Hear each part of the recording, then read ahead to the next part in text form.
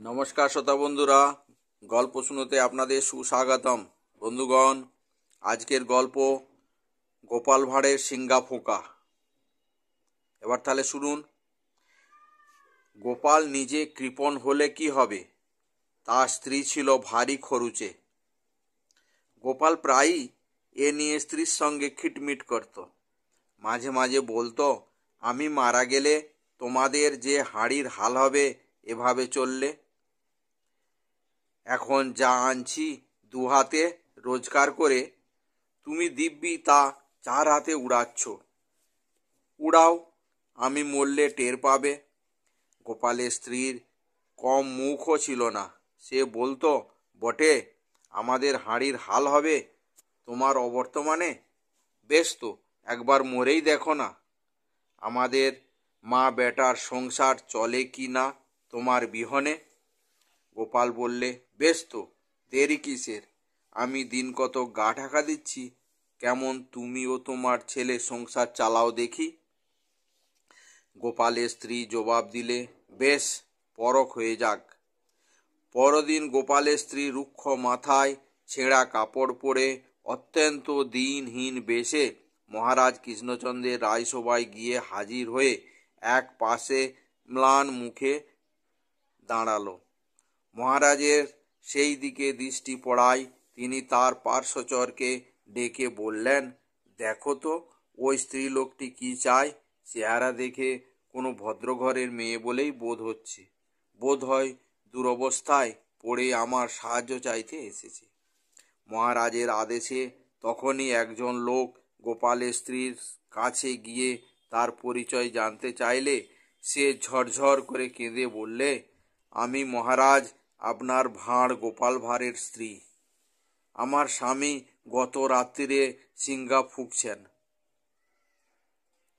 এই কথা মহারাজ শোনাতেই তিনি আক্ষেপ করে বলে উঠলেন, আহারে, বড় ভালোই লোক ছিল গোপাল ভাঁড়, তার হঠাৎ এই হলো। এই রকম নানান দুঃখ প্রকাশ করে তিনি খাজাঞ্জিকে ডেকে স্ত্রীর সঙ্গে দেখা করতে বললেন। তারপর গোপালের স্ত্রীর দিকে ফিরে দুঃখিত স্বরে বললেন, এখন এই নিয়ে যাও, তারপর আবার দেখা যাবে। গোপালের স্ত্রী আঁচল চোখের জল মুছতে মুছতে টাকাগুলি চাদরে খুঁটে বেঁধে মহারাজকে বিস্তর সাধুবাদ দিয়ে বাড়ি ফিরে এলো। বাড়ি ফিরে স্বামীকে সব কথা খুলে বললে ভাঁড় গিন্নি। শুনে গোপাল এক গাল হেসে জবাব দিলে, হ্যাঁ, আমি এবার নিশ্চিন্তে মরতে পারবো। তোমরা ঠিকই সংসার চালাতে পারবে, আমার সব দিক বাজায়ও থাকবে।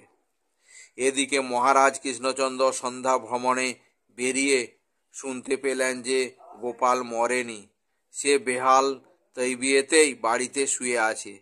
শুনে ভীষণ রেগে গেলেন মহারাজ।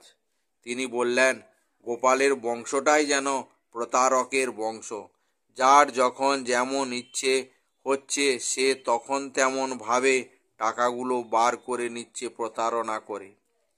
সেদিন ছেলে এসে বললে বাবা কৃষ্ট পেয়েছেন, টাকা চায়। কাল স্ত্রী এসে বললেন, আমার স্বামী সিঙ্গা ফুঁকেছেন, টাকা চায়। আর গোপাল তো হরদমই ঠকিয়ে টাকা নিচ্ছে। আচ্ছা, আমার নামও কৃষ্ণচন্দ্র, দেখি ভাঁড়ের বউ কেমন করে স্বামী আর ছেলে নিয়ে সংসার করে। দুজনকেই আমি শুলে চড়াবো। গোপাল দূর থেকে মহারাজকে সদল বলে তারই বাড়ির দিকে ক্রুদ্ধ পদক বিক্ষেপে আসতে দেখে তাড়াতাড়ি একটা সিঙ্গা এনে বাজাতে শুরু করলো। সিঙ্গার আওয়াজ পাড়ার লোক জড়ো হয়ে পড়ল। মহারাজের কানে এই সিঙ্গার আওয়াজও গেল।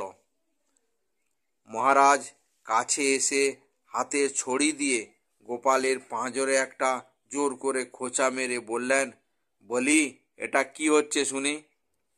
গোপাল মহারাজকে দেখে অভিবাদন করে একগাল হেসে বললে, একগে মহারাজ, সিঙ্গা ফুঁকছি।